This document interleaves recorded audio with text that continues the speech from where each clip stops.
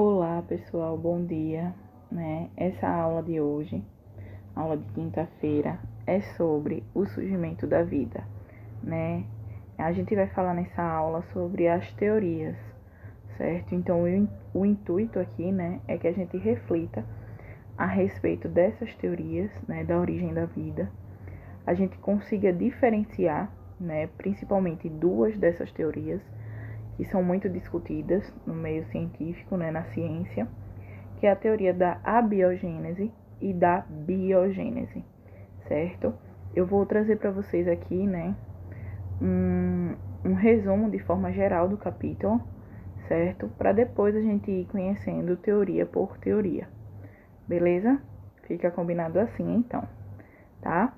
Antes da gente começar, vocês podem acompanhar essa videoaula com o livro também na página 18, certo? Capítulo 2. Vamos lá. Para a gente começar a falar do surgimento da vida, a gente precisa compreender como era a Terra primitiva, Primitivo, de quem vem primeiro, Então, como ela era antes disso tudo, Como ela era formada. Há um período, da história da Terra, que a gente chama ela de Terra primitiva, por conta de suas características, suas condições, onde o solo e o ar eles não eram favoráveis para o desenvolvimento da vida, E aí ela ficou conhecida como Terra primitiva. Naquele período, o planeta ele apresentava intensas atividades vulcânicas, terremotos, a temperatura era muito elevada, O que tornava o ambiente, ou seja, inabitado, Não tinha como existir vida em um ambiente com essas características. E na atmosfera da Terra primitiva, a gente tinha alguns gases, como metano, amônia, hidrogênio e vapores d'água. E por apresentar essas temperaturas altas, a possível água que existia, ela evaporava com muita facilidade, muita velocidade, certo? E aí com o choque das massas de ar quente, que evaporavam da Terra, com as massas de ar frio atmosférico, aconteciam chuvas, E aí, com o tempo, formou-se os mares e os lagos. E aí começaram a surgir, as primeiras formas de vida, as primeiras formas primitivas.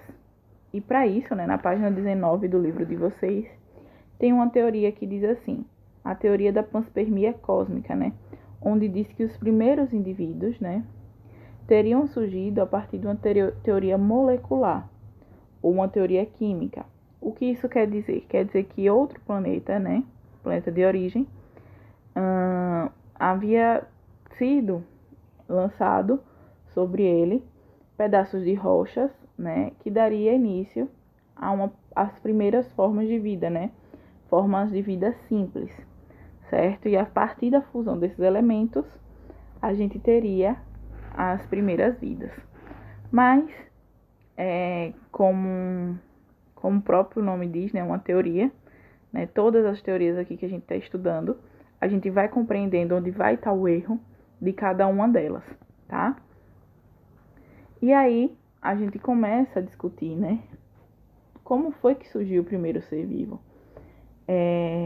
A primeira foi essa que eu te contei, Acabei de falar para vocês sobre a panspermia cósmica, Que dizia que a primeira forma de vida era bastante simples, e veio para a Terra através de pedaços de rochas de outro planeta, certo? E aí teve um aprofundamento no conhecimento da teoria química, a teoria molecular, certo? Onde teria ocorrido fusão de elementos químicos para dar origem os primeiros seres vivos.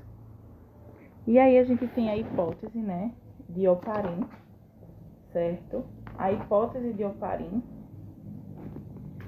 ela trata, sobre um questionamento, de que houve um resfriamento da crosta terrestre, teve um acúmulo de água nas depressões, certo, da Terra, e se iniciou aí uma nova batalha, né, da origem dos seres vivos, né, que defendia a existência de uma terra primitiva, né, e todos os seres ali existentes teriam que produzir o seu próprio alimento, ou seja, é uma teoria autotrófica, certo?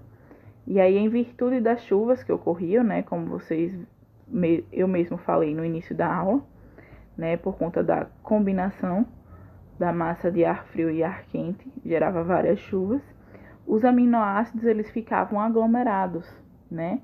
E aí, logo em seguida, com a evaporação da água, por conta da alta temperatura, né, os aminoácidos eles eram aquecidos e se ligavam uns aos outros, como essa imagem aqui do lado, né, como vocês estão vendo, várias bolinhas unidas. Essas bolinhas aí, né, são os aminoácidos se ligando e formando as proteínas, certo? E aí, né, ele acreditava, né, que o aquecimento que recebia descargas elétricas, como os vulcões e os raios existentes na história da Terra, né, e aí surgia as primeiras formas aí de vida, tá? Depois a gente tem a outra teoria, né, a teoria da abiogênese, ou geração espontânea, né, uma teoria bastante discutida, certo?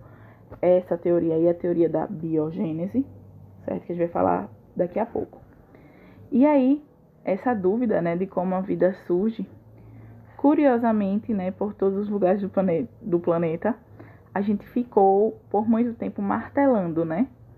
E aí alguns filósofos e cientistas, né, a consideraram outra forma de geração. Olhem que a gente já falou de duas, né? A teoria de Oparin e a teoria da panspermia cósmica. Essa agora que a gente vai falar é da teoria da abiogênese. E aí, né, esses estudiosos, né, que elaboraram a teoria da abiogênese, diria que sob certas circunstâncias, né, poderia surgir vida, né, de um ser que não teria vida, né, ou seja, surgiria do nada. Mas para isso bastava ter a ação de algum princípio ativo, né? Como assim, professora? Vamos lá. Quando a gente tem um pedaço de matéria bruta, por exemplo, um pedaço de carne, e a gente tem um princípio ativo, né, como o oxigênio, e ele está lá aberto, né? Vai surgir o quê? Lavas, né? Vai surgir ser vivos. E aí acreditava-se, né, que isso era a origem da vida, né? A vida surgiria de um pedaço de carne. Só que existem fatores, né, que proporcionam isso no surgimento da vida.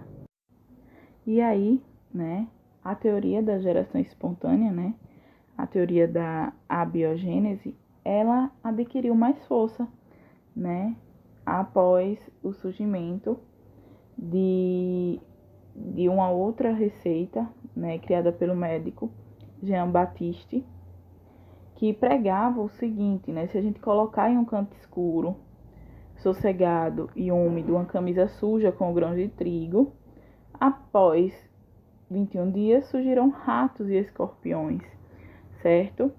Só que essa teoria, né, da geração espontânea foi derrubada, né?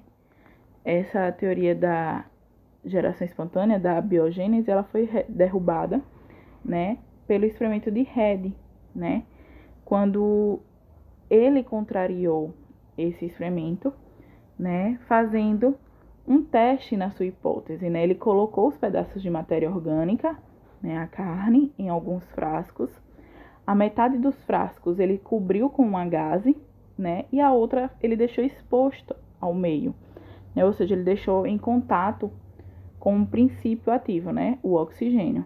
E após alguns dias, né, ele notou que nos frascos cobertos com gaze não surgia vida, porque as moscas não tinham contato com a matéria orgânica. Sendo assim, né, não tinha postura dos ovos para o surgimento das lavas. Já nos frascos que estavam destampados, né, sem a gaze, surgiram as lavas, né, derivadas dos ovos postos pelas moscas. Então, o que Redi concluiu? Ele concluiu, né, que para surgir vida é necessário existir um ser pré-existente. E após esse experimento de Herding, né, a teoria da geração espontânea, da abiogênese, foi derrubada, né? Ela começou a enfraquecer. E assim surgiu a teoria da biogênese, né? E essa teoria da biogênese, ela afirma que todo e qualquer ser vivo nasce de outro ser pré-existente, certo? E aí, a teoria da geração espontânea, teoria da biogênese, né? Ela foi derrubada, né? Com o experimento de Louis Pasteur, que teve uma grande importância, né? Para esse estudo. E o seu experimento, né? Ficou conhecido como pescoço de cisne, no qual ele conseguiu provar, né? De uma vez por todas, que todo e qualquer ser vivo deriva de um ser pré-existente.